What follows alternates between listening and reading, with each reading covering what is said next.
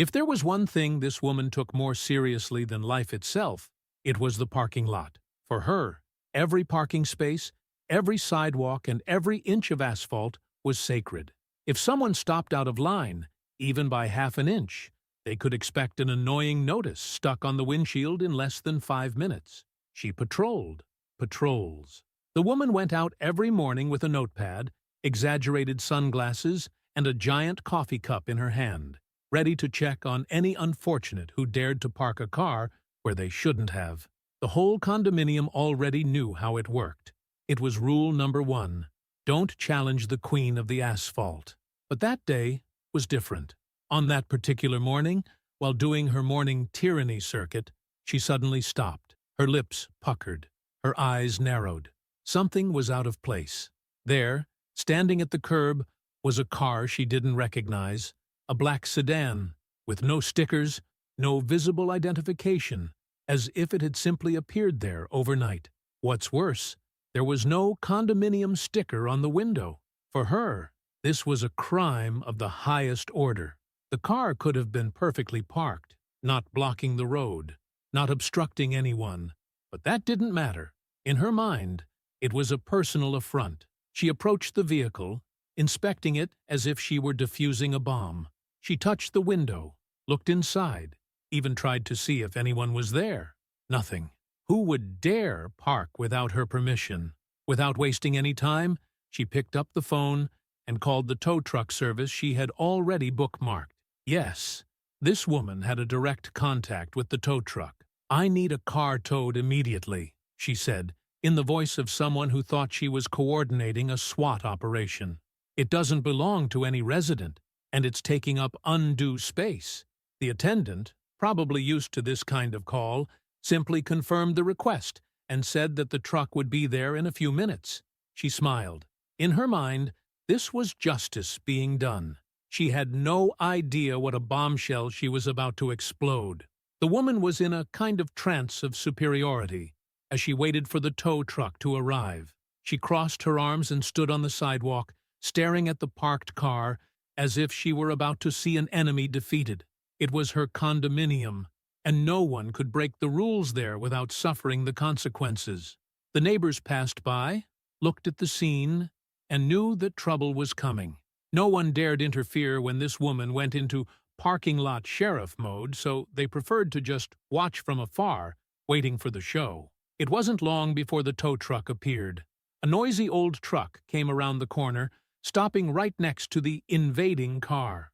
The driver got out, a guy in grease-stained overalls, holding a clipboard and looking like he didn't have time for drama. "Is that the car?" he asked, pointing to the black sedan. She nodded victoriously. "Yes, it doesn't belong to anyone here. It's taking up undue space and needs to be removed immediately."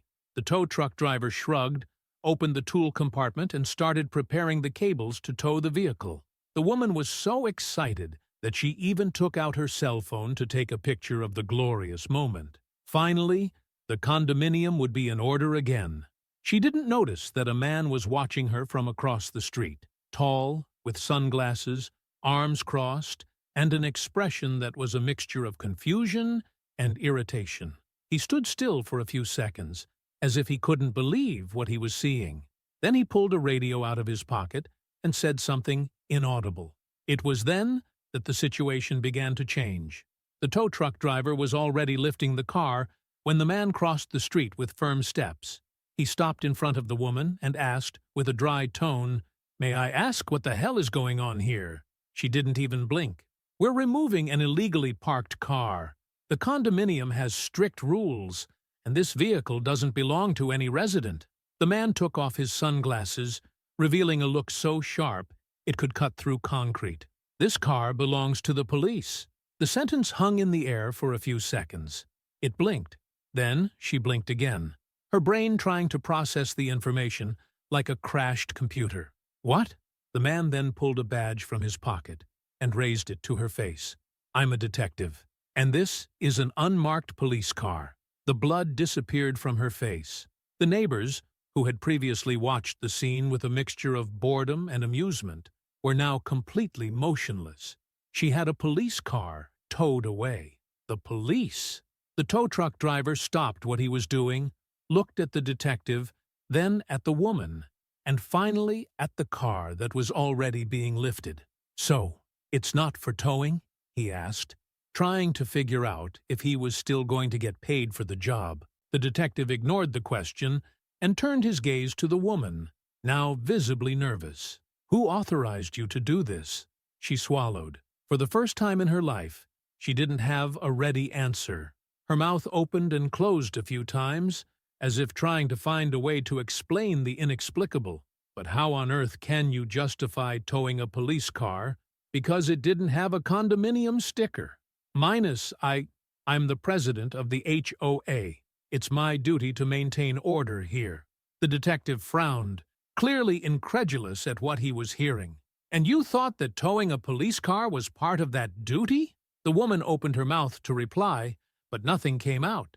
She knew she was in trouble, but, like anyone who refuses to admit they've made a mistake, she tried to double down. "How was I supposed to know it was a police car? It doesn't have an official license plate. It could be anyone's." The detective exhaled slowly through his nose, as if trying hard not to explode. "So, instead of asking someone or checking the information, you just sent for the tow truck?" She crossed her arms, still trying to maintain a modicum of authority in the situation. "The condominium has rules. Everyone has to follow them." He narrowed his eyes. "Even the police?" At that moment, it became clear that the woman had nowhere else to run. Reality came crashing down on her like a piano, falling from a building. The tow truck driver, who clearly didn't want to get involved in this mess, slowly began to lower the car back to the ground, while pretending he wasn't hearing anything. The neighbors, on the other hand, were trying not to laugh. And the worst part? It wasn't over yet, because the detective wasn't alone. The silence in the air was almost poetic. The woman, once so confident, so full of rules, now looked like a cat that had just realized that the dog in the house wasn't on a leash. Her face oscillated between shock and restrained anger, as if she was still trying to find a way out of this situation without losing her poise. But there was no escape.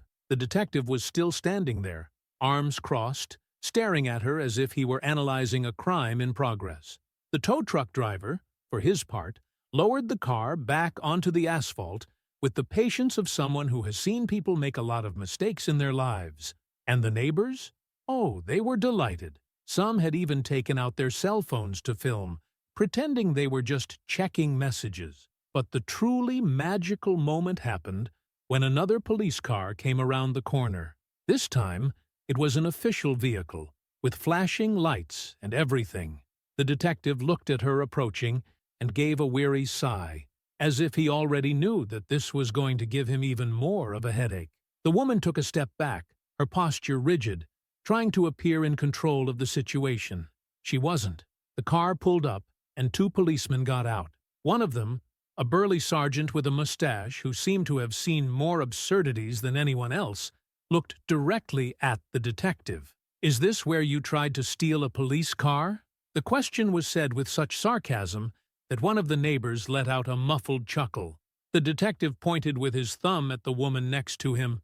"Courtesy of our dear HOA president."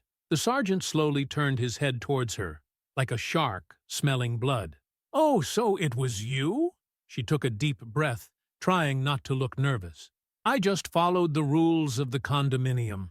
The sergeant arched an eyebrow, clearly intrigued by the audacity of her answer.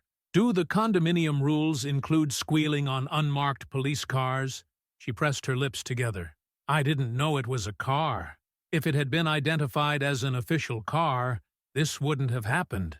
The officers exchanged glances. The tow truck driver let out a discreet sigh, as if he really wanted to get out of there before it got to him too. The sergeant rubbed his forehead, out of patience. "You know that towing a vehicle without authorization can be considered theft, right?" The woman's expression changed slightly. "Theft?" She opened her mouth to reply, but the detective beat her to it. She had called the tow truck directly, without checking whose car it was, and if we hadn't arrived in time, the car would have been taken to the tow yard without anyone knowing. The sergeant crossed his arms. And how do you think that would be classified under the law, ma'am? Panic began to well up in her eyes. She couldn't be arrested. She was the HOA. How the hell had things come to this? She just wanted to enforce the rules, keep order. But now she was being confronted by police officers as if she were some kind of criminal. By now, the neighbors were completely invested in the scene. Some whispered among themselves. Others took discreet photos. And there was even an elderly man sitting on the porch drinking tea, enjoying the drama as if it were a live episode of a reality TV show. The woman took a deep breath, trying to regain control of the narrative. There was no criminal intent. It was an administrative error. The sergeant let out a short, dry laugh. An administrative error? So, if someone removed your car without your permission, would you also call that an administrative error? She remained silent, for once, without an answer on the tip of her tongue. The detective then decided to end the theatrics. She tried to tow away an unmarked car. That in itself is a problem. But what's worse is that it was being used in an ongoing investigation. It was as if the air had gone out of her body. An investigation? It all made sense now. The car had been there longer than she thought normal because the police were watching something. And she, with her obsession for control, had disrupted an entire police operation. If she had simply ignored it, if she had got on with her life, if she had stopped bothering the locals for a single day, none of this would have happened. But now she was standing there, being stared at by 2 policemen and a detective, with half the condominium watching, about to officially become the most hated person in the neighborhood. And the worst part, it wasn't over yet. The woman was still standing there, motionless, with the expression of someone who realized that she had dug herself into a hole so deep that not even a ladder could save her. The sergeant and the detective stared at her, waiting for an answer that would never come, because, for the first time in her life, she had no argument. The neighbors were loving it. For them, this scene was more satisfying than any movie or soap opera. This woman had already made everyone's life hell with her ridiculous rules, arbitrary fines, and absurd control over where someone could and couldn't park. And now she was there, cowering, cornered by her own methods. The sergeant sighed, pulling a small notepad out of his pocket. Full name. She blinked. What? He raised his eyes slowly. Full name, date of birth, identity document. Her breathing became shorter. But I've already explained that it was a mistake. The detective crossed his arms. And we've already explained that your mistake almost compromised a police investigation. Now, cooperate. The tow truck driver, who was still standing there trying to pretend he wasn't part of this mess, looked at the sergeant and asked the only question that really mattered to him. Am I going to get paid for this call or not? The sergeant snorted. Let the HOA pay the fee. The neighbors, who were just waiting for a reason to burst into laughter. That's because they all knew what it meant. If the HOA had to pay the tow fee, it meant that the woman would have to explain this expense to the other members of the association. And considering that most people already hated her decisions, this revelation could well be the end of her reign. She widened her eyes. The HOA budget doesn't cover that kind of expense. The sergeant closed his notebook with a dry snap. Then pay for it out of your own pocket. The collective laughter grew. That was the final blow. She, who had spent her life enforcing fines, was now receiving a heavy bill on her own skin. A bill she couldn't throw in anyone else's lap. The humiliation was so great that her face turned red. Her fists clenched at her sides, as if she wanted to scream, kick, throw everything up in the air. But she couldn't, because now she wasn't in charge. The sergeant signaled to the officers in the car. You can book it. We'll record her interference in the operation. She swallowed. But I didn't know it was an operation. The detective let out a sarcastic smile. Yeah, maybe asking before calling the tow truck would have been a good idea. And with that sentence, the document was filled in and the notification was delivered into her hands. Officially registered as a nosy citizen who tried to tow away a police car. With that settled, the sergeant and the detective said their goodbyes, got into the car, and drove off. while the unmarked police car remained exactly where it was before. Now, her problem was no longer the police. It was the entire condominium, which wasn't going to let this story die down anytime soon. Over the next few days, the gossip spread faster than wildfire. Each resident told the story in a different way, but they all had one thing in common. No one would ever let her forget that moment. Memes began to circulate in the condominium group, pictures of her holding a traffic radio as if she were a CIA agent, photos of her with a banner reading, "Police Gwinch, Cho Edition," even T-shirts with the words, "Caution. This vehicle is subject to towing by the HOA," began to appear at neighborhood barbecues. But the worst blow came at the HOA meeting. The board called an emergency meeting to discuss the misuse of the condominium budget. And of course, the story of the tow truck was the main topic. The woman tried to argue, tried to defend her actions, tried to say that it was all just a misunderstanding, but nobody bought it. The vote was quick and overwhelming. She was removed from the HOA presidency. Her empire fell once and for all. If you liked this true story, don't forget to leave a like and subscribe to the channel.